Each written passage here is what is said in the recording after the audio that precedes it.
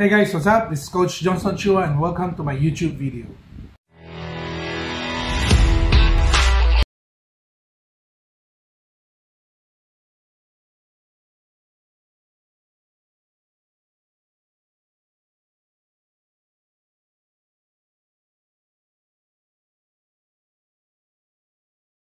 First of all, I would like to give my thanks to all my viewers and my followers. Sa lahat po naman nakasubscribe dito sa akin sa YouTube channel ko. Thank you so much. At medyo dumadagdag po ating mga followers. Okay, so thank you at I hope na nagustuhan niyo po yung mga videos natin. Okay, for those of you na hindi pa po naka-like or naka-follow sa amin, okay, just click the like button and share also this video to your loved ones. Okay, and don't forget also to click the bell button para kapag every time meron tayong mga bagong video, na-notify din po kayo. In this video, pag-uusapan natin kung ano ba ang power bracelet. Okay? Paano ba ito makakatulong sa inyo? Paano ba ito? Ano ba mga purpose nito? Okay? So, isa-isahin po natin sila. Although, meron din ako isasama rito ang isang lumang video para much more ma-explain pa po na mas more thorough kung ano pa po yung mga ibang usage at paano ito pangangalagaan. So first of all, ano ba meron sa ito sa 2025? Okay, para at least may idea muna tayo kung pagsalubong natin ng bagong taon. Okay, so sa 2025 is a year of the wooden snake. Okay, at alam natin na itong wood snake na to, pagdating na kasi sa good luck energy, okay, meron naman itong mga magagandang pwedeng bigay sa atin, especially for good opportunity, may mga bagong mga parating din po sa atin. Okay, kaya nga sabi ko, ang 2025 wood snake is a year of creation and also year of transformation. Okay, kaya siya tinawag na creation kasi this year medyo maraming mga creativity, okay, maraming mga new ideas ang pwede lumabas for this year. Although it's also a year of transformation kasi kumbaga ba kung meron kayong mga gustong baguhin, ayusin, okay, ito rin yung tamang panahon para to take action. Okay? Ang snake is medyo related siya partly sa fire. Kaya ang fire medyo related sa passion, creativity. Pero yung alam po talaga kailangan mas more gumawa tayo ng target goal. Dahil kung hindi rin, ang snake kasi masyado siya naging malakas yung energy niya na kung saan pag hindi tayo nagiging stable, marami rin po tayong mga possible problems or obstacles. Okay? Mas gusto po natin sana hindi nasasayang yung effort natin, nagagawa pa rin natin yung mga gusto natin, okay? At saka ma-push through natin lahat yung mga target goals natin. Okay? If you want to know more about the 2025 year of the wooden snake, okay, highly advised po to get our book. Okay, so naka-out na po yung libro natin. You can double check it po ngayon sa available po to sa lahat ng social media natin, sa Facebook and sa Instagram, Feng Shui Sunrise. Okay, and also dito sa Shopee natin, Feng Shui Sunrise. Okay, makikita niyo po lahat ng link na yan dito po sa ilalim po sa description po ng video na ito. Okay, so at least updated na po kayo para for this wooden snake. Okay, at saka meron din po siya another book para kung ano ba yung mga magagandang araw. Okay? So maybe gagawin po ako ng video about sa libro para at least alam niyo po paano yung usage nito. So nabanggit natin kanina na maraming nga klase ng mga iba-ibang klase ng bracelet, no? So meron tayong mga tinatawag like maybe intentional bracelet, lifetime bracelet, okay? At meron din po yung mga red string bracelet, okay? Meron love bracelet. So marami kasing klase yan. Although minsan kasi nagdedepende kasi mga lucky charms, depende po sa intention nyo rin, okay? So bukod po sa pagbibili na po ng lucky charm, very important po, no? Pagka kayo po bibili ng charms, magtanong po kayo na maayos din sa pag-inyong bibilihan. Okay? Dapat po hindi lang po yung related lang sa inyong animal sign. Okay? Kung gusto niyo po talagang customize kasi, dapat nakabase din po yan sa inyong birthday, sa inyong intention, at ano po yung gusto niyo po mangyari. Okay? Para for the year. Yun po yung much more better para mas more precise po yung purpose ng charms. That's why meron tayo mga iba-iba eh. So, meron tayo like lifetime bracelet.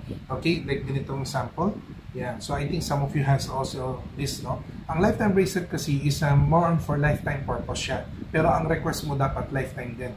Okay? And then meron din tayong yearly bracelet which is the power bracelet. So ang power bracelet po is yearly po siya. Okay? Nakadepende kasi yan sa forecast po natin. Okay? So ang difference lang po nitong dalawang to, si power bracelet kasi po is nakafocus siya sa yearly forecast. So that means kung ano ba meron sa iyo for the year. Okay? Meron ba mga magagandang stars na pwede papasok sa iyo? Paano mo i-magnify yung mga stars na yun? O baka may mga negative stars ba na papasok sa iyo for a certain year? Paano mo rin ba i-cure or i-protect yourself against that? Okay? Kaya kailangan alam niyo po yung purpose ng bracelet niyo po. Sa lifetime bracelet kasi, much more nakafocus siya sa iyo personally. So, hindi siya nakabase sa mga forecast, hindi siya nakabase sa kung yung mga parating sa iyo, especially sa mga opportunities. So, mas more nakafocus siya sa iyo, sa well-being mo. paano ka papalakasin, paano i-strengthen yung strength mo, paano natin ma-magnify, at saka yung mga weakness mo naman, paano natin i-cure. Okay, yun. So yun ang purpose naman ng lifetime bracelet. Yes, you can wear them both sabay, no problem po yun, okay? Because one can control the inner energy, habang yung isa po nagko-control doon sa mga paparating na energy. Okay? So, yun po yung difference ng lifetime bracelet tsaka sa power bracelet.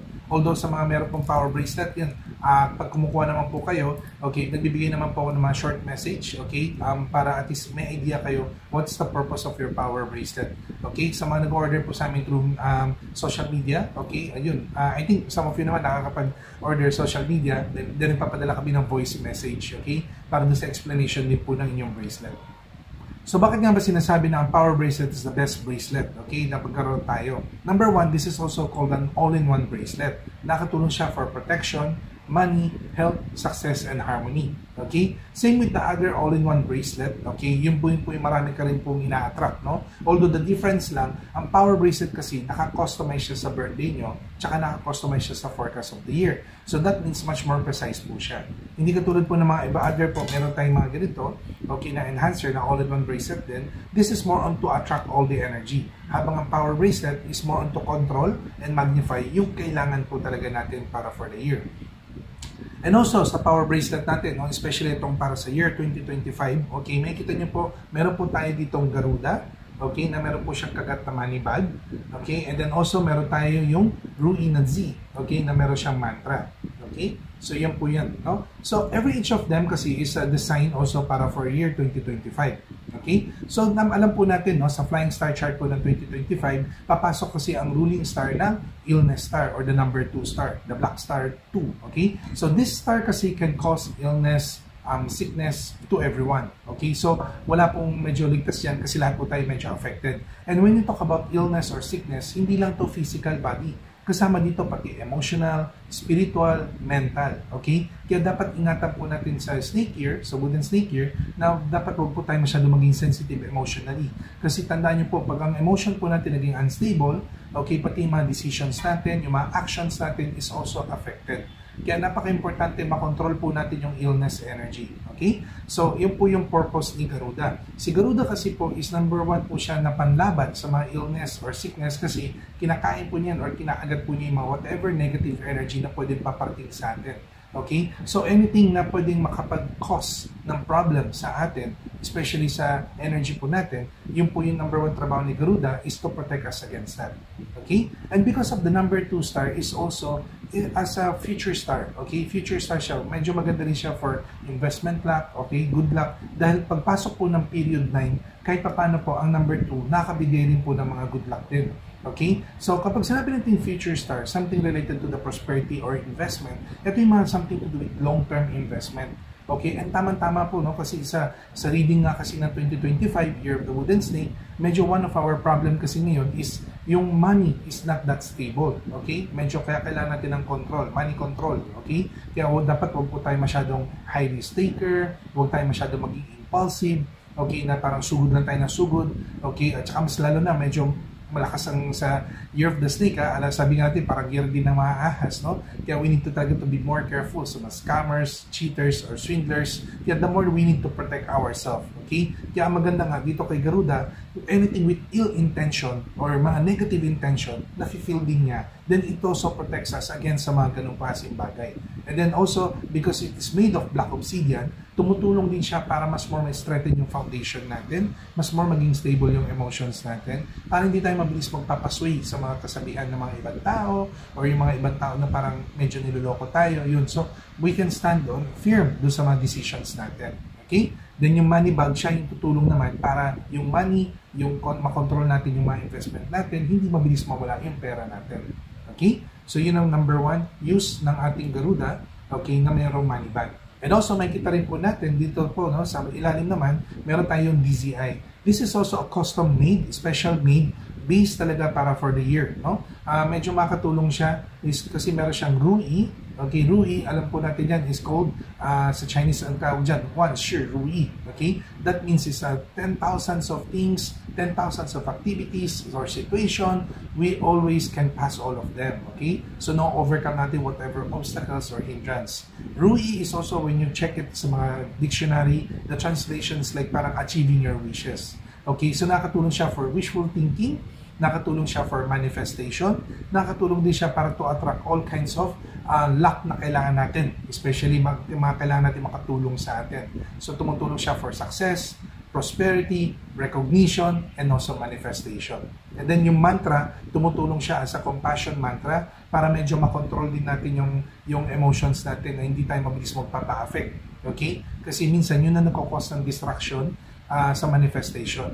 And for those of you na medyo hindi pa po familiar dito sa manifestation, okay, meron akong ginawang isang short video, no? Dito sa YouTube channel natin, meron akong tinrate na Manifestation 101, okay? Yun po yung kinukwento natin o ina-explain natin how our brain works and how our heart works. Kasi ang manifestation, kailangan mag-align ang brain tsaka heart, okay? Kailangan mag-align ang yung whatever you need and whatever you want. Kailangan mag-align silang dalawa. Pag hindi nag-align yung dalawang yun, lagi may distraction, okay, or may obstacles or may hindrance sa manifestation natin. Kaya nga, dapat yung fear, makontrol natin. Yung doubts, makontrol natin. Because the doubts is the poison of the brain, while the fear is the poison of the heart. Okay? Then, yun ang trabaho ng mantra na ito. Kinokontrol niya or yung stabilize niya whatever yung poison na gumugulo sa isip natin tsaka sa puso natin. Okay? That's why each of us na magkakaroon po ng power bracelet, meron po tayong Garuda at meron po tayong DZI. Although yung makikita po natin dito naman sa tabi, okay, sa gilid po, yan, dito tayo magkakaroon ng pagkakaiba. It's because of depende na kasi yan sa customize natin. Like, based, like, kunyari, I'm a year of the rat, or year of the ox, or year of the tiger, and not only on your year, no, kasama niya pati birth, okay? Kasi, yun po, pag nagko-customize po tayo ng bracelet, binibase talaga natin sa pinaka-birthday niyo po talaga. That's why kapag you're gonna buy the power bracelet, be sure na ibigay niyo po sa amin yung tamang birthday niyo rin po. And bukod sa power bracelet, may ginagamit din po tayong set pouch or complete pouch activation. I know marami sa inyo meron na pong ganito, no? So this is something that you always put it in your bag, in your pocket, okay? Basta kaya mo siyang laging dalhin, okay? Dahil itong pouch naman, ang trabaho niya, ito yung nagko-connect sa external energy natin, okay? That's why ang tawag dyan, yun yung mag-partner. Si power bracelet, tsaka si pouch, okay? Complete pouch activation. Si power bracelet, ang tulong nito is more on yung inner energy natin, yun yung kinokontrol niya. Habang si pouch naman ang kumokontrol sa external energy. Okay? Paano ba makatulong yun? What is inner? What is external? Okay? So, example lang po, no? When you do a lot of mga making decisions, okay? So, yun po, ang trabaho ng bracelet is, ikaw po yung ine-enhance niya. The power bracelet is called enhancer, okay, kasi tumutulong siya para to enhance whatever yung wishful thinking natin, yung emotions natin, okay, ini-strengthen yung mind natin.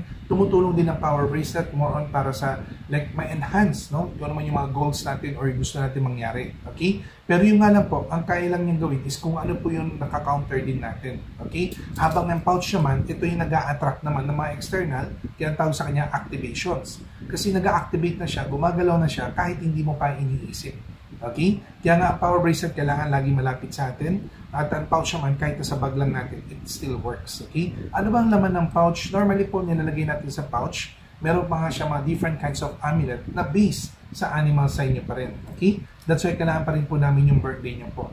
Basically, mas more may kailangan ng mga may pouch po, yung mga medyo mahina po for the chart of the year.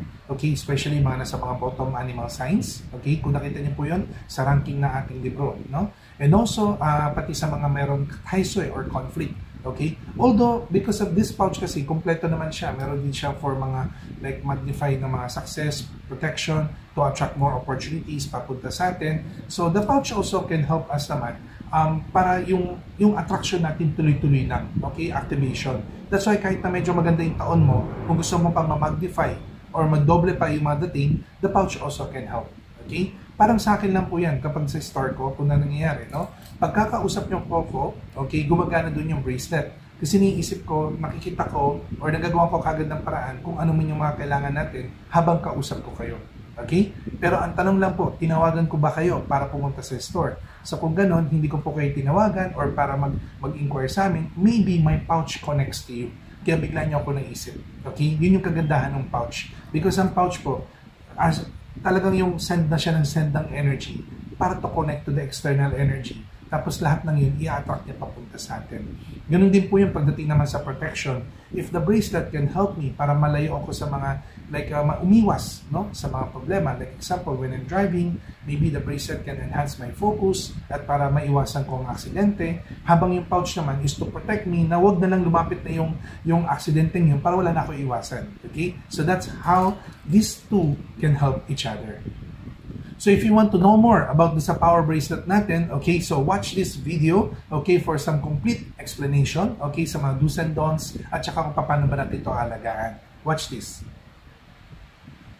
Ngayon po sasagutin ko po most likely yung mga questions po natin na sa mga nababasa po namin, no, dito sa aming Facebook page at saka sa Instagram page, Feng Shui Sunrise, okay? So marami po kami mga klase ng katanungan, mga nakukuha po. So most likely the purpose of this video is para po mabigyan natin ng tutorial, kaalaman, lahat po ng mga manonood ngayon, okay, para tungkol po sa power bracelet. So ano ba ang power bracelet? Ano ba ang purpose nito? Ano-ano ba mga component na meron sa power bracelet at paano ito makakatulong sa atin? And also most important din kung paano natin papangalagaan ang power bracelet, okay, tsaka kung ano ba yung mga do's and don'ts.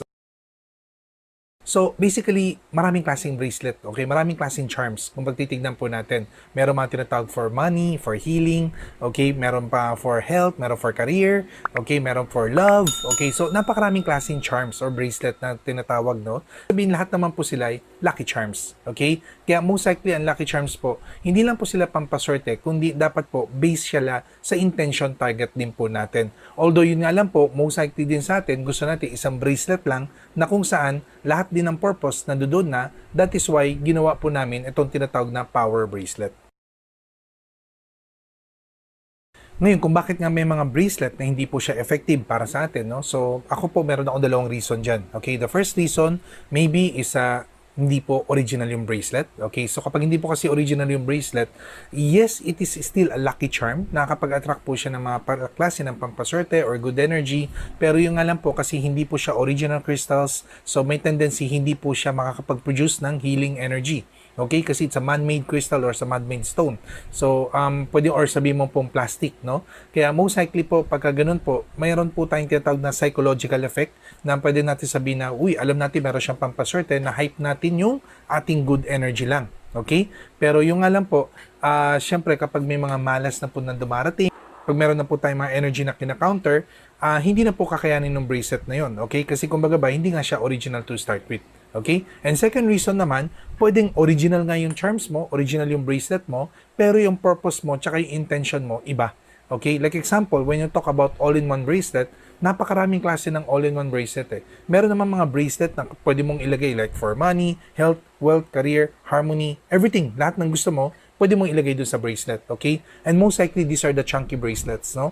So, not bad sila, no? Ang trabaho kasi nila, they just attract all the good energies. Although the problem lang po kasi hindi po niya nakikater talaga yung pinaka-true intention natin. Okay? So most likely, gusto po natin na bracelet, yung pasok sa intention po natin. Kasi example, meron kayong suot na love bracelet pero ang gusto niyo po money lock. Okay? Hindi po niya ma-activate yung money lock kasi pang love bracelet po siya. Okay? Kaya magkaiba po yung intention, magkaiba rin po yung charm ninyo. So normally po, if you want to have an effective lucky charm, kailangan alam nyo rin po ang inyong intention bago po kayo bumili ng lucky charms. Okay? So most important thing is also para to ask yung kung saan nyo man kinukuha yung lucky charms nyo, kailangan nyo po tanungin ng maayos kung para saan po talaga siya at nakikater po niya yung problema na gusto nyo po talaga maayos.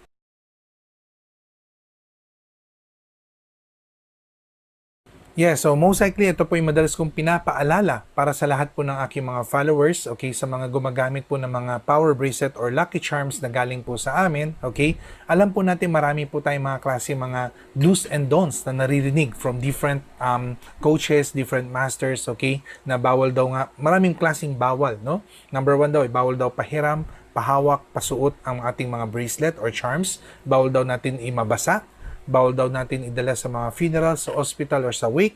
bawal daw po natin idala sa mga like sementeryo, okay, or sa simbahan, bawal daw po natin itabi sa mga relo, bawal daw natin itabi sa mga lucky charms na hindi na bless, okay? So, napakaraming klase po tayo mga bawal na mga naririnig, okay? So, now, kung kayo po yung mga nanonood po dito sa ating channel, okay, at gusto niyo pong i-follow my style, okay, Science Practical Feng Shui application, okay?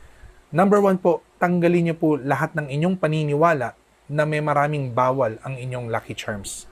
Bakit? Kasi ang lucky charms po, ang trabaho po niya is para kayo po iswertehin at proteksyonan po kayo. So, hindi po natin pinoprotektahan ng charms. Dapat po siya po magpoprotekta sa atin. So, ang tanong, bakit ang daming bawal? Kaya normally po, kung kayo po yung mag-follow po dito sa aking mga advices, okay, so number 1 po, tanggalin po natin lahat ng bawal, okay? Oo, so hindi po siya maraming bawal. Although, meron lang po kung 2 don'ts na medyo kailangan lang po iingatan lang natin, okay? So, first of all, is dapat po is iwasan po natin silang pinapahiram, pinapasuot. Okay lang po matouch, okay lang po matouch. Huwag po kayong mag-alala kung siya po'y nahawakan, kahit sino man, okay? Kasi pag natouch nyo po yan, okay, hindi nyo po makukuha yung energy. Okay? Hindi po magkakaroon ng contamination. Mas lalo na po pag suot-suot nyo po siya. Okay? So, halimbawa, natawakan siya, natouch siya, hindi po niya makukuha yung energy nyo. Don't worry about it. Pero wag nyo lang po siyang papahiram or ipapasuot. Kasi kapag inyo po pinahiram or pinasukat or pinasuot sa ibang tao, hindi po tayo takot na makuha ang ating swerte. Okay? Share your blessing. Share your blessing. Takot po tayo pag nakuha natin yung malas nila. And also, sa pangalawang don'ts natin, okay, okay lang naman po siyang mabasa. Pero mas better po, wag niyo po siyang isasama sa ligo. Okay, kung kayo po yung maliligo, mas better po tanggalin niyo po siya. Anong dahilan? Hindi po siya takot dun sa tubig. Takot po siya dun sa sabon. Baka po rumupok ang garter ng inyong bracelet. Pero ito po yung madalas na nagiging tanong ng iba. Paano naman po kung sa alcohol? Okay, kasi mas lalo na po, panahon ngayon, syempre pandemic time at COVID, okay, mga virus, at suot natin ang ating lucky charm, okay lang po, hindi po siya nasisira. Ako po, everyday, ina-alcohol ko rin po lahat ng aking lucky charms, just only para to remove whatever germs, okay? Pero ito po yung nagiging question ng iba, hindi po kaya ba mamaya yung alcohol, masira daw niya yung energy ng bato, okay? Hindi po masisira ang energy ng bato. Okay, dahil ang alcohol po is a physical thing, it only attached to the physical stone. Yung panlabas lang po niya. Hindi po niya kayang magalaw yung energy sa loob ng bato. Okay? So, number 1 po, pinaka-practice po natin, wag po kayo magda-doubt sa inyong charms or sa inyong bracelet. Hayaan nyo lang po yung good energy ninyo ma-extract yung potential. Okay? So, in short, mas better po sana meron tayong tiwala sa ating lucky charms na magdadala rin po siya ng mas magandang energy para sa atin.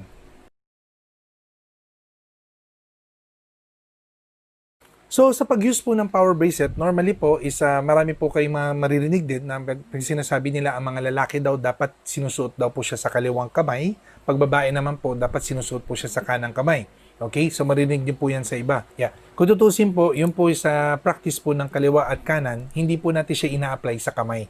Ina-apply po natin siya sa kama. Okay? So, normally sa mga couples, okay, na natutulog, pag tayo po'y natutulog, nasa kaliwa po natin yung lalaki, nasa kanan yung babae. This is also to explain or the theory, yung flow ng energy pagdating po sa dragon and phoenix.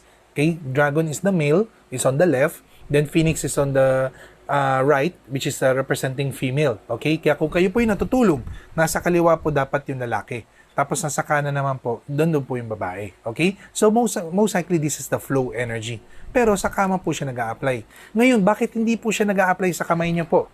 Kasi kahit ilagay niyo po yan sa left or sa right, hindi po magbabago ang inyong gender. Okay? Tsaka kahit ilagay niyo po yan sa left or sa right, isang katawan lang po ang tatakbuhan yan. Okay? So whatever energy your bracelet has, tatakbo lang po siya sa isang katawan, which is you. But normally, meron po tayong mga dagkasabihan sa paggamit lang po ng power bracelet. Okay? Pagka inyong po minsan gusto nyo po siyang ilagay sa left hand nyo, chances po is gusto nyo po ma-attract mga opportunity, mga energy na bagong parting para papunta sa'yo. Okay? At may mga times naman na medyo gusto mo siyang ilipat sa right hand nyo, okay? Then chances po is more on for stability naman. Ibig sabihin, nasa inyo na yung opportunity. Kailangan nyo na lang po siyang i-manage, i-control. Kailangan nyo ng extra power para mas more makontrol nyo po yung inyong swerte. Okay? Pero mas more better, i-follow nyo po ang inyong katawan, i-follow nyo po yung hiyang sa inyo. Okay? Yes, kunyari, sinabi ko sa inyo, left, mas better, or right, mas better, pwede nyo pong sundin yun. Pero kapag gusto nyo po siyang ilipat sa kabilang kamay, mas sundin nyo po ang inyong instinct. Kasi mas alam po ng katawan ninyo kung ano pong klaseng energy ang kailangan ninyo.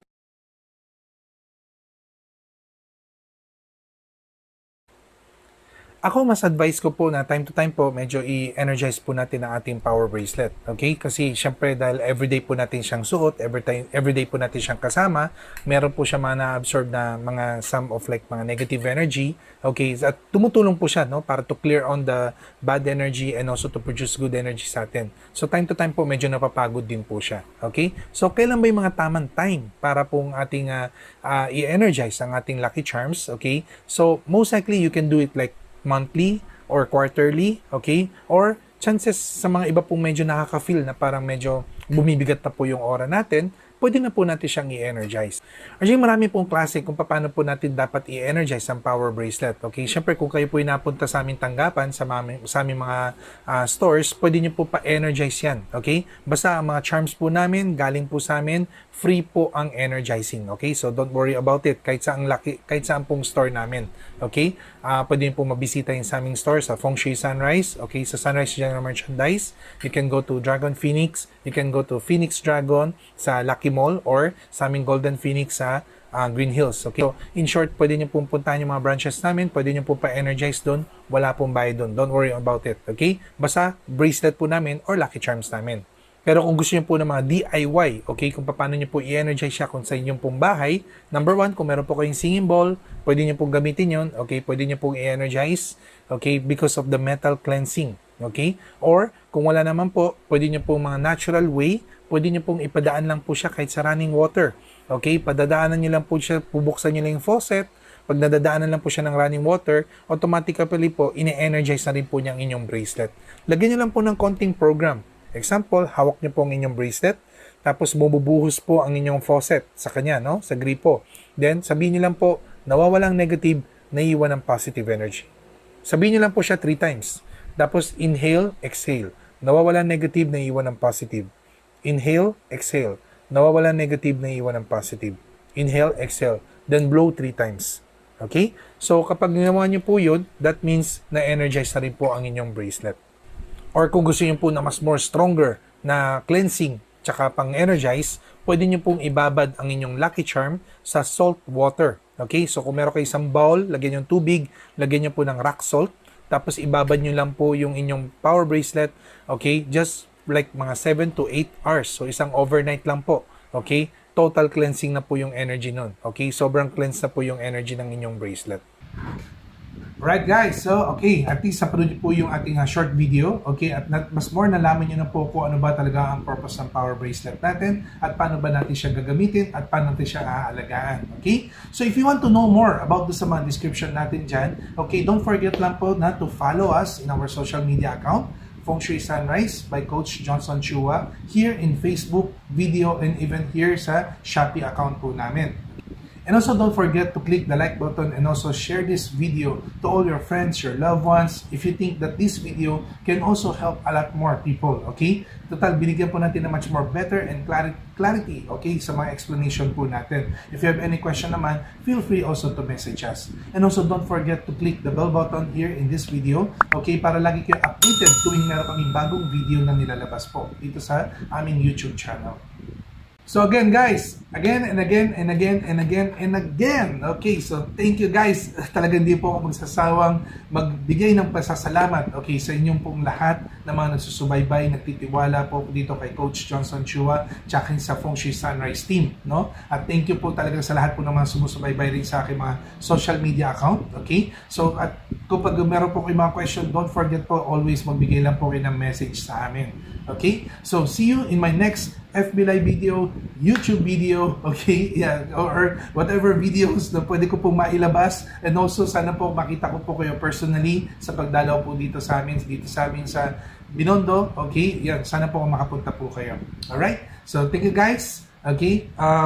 Always remember, practice DHV, define your higher value by thinking positive, feel positive, and act positive. don't forget to harness good energy and spread positivity. Okay? May this 2025 be a wealthy, prosperous, good health, and harmonious year to each every one of us. Right? So thank you guys. See you in my next video. Goodbye.